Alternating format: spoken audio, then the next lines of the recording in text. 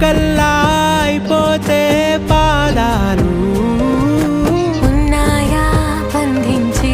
దారాలు ఊహల్లో ఉంటుంటే ప్రాణాలు అరే నింగిలోని చుక్కలే కిందకొచ్చి చేరితే అవి నీకు ఎదురు నిలిపితే ఉండిపోవ ఇక్కడే జాబిలీటు చేరెను పొరపాటుననియో అంతే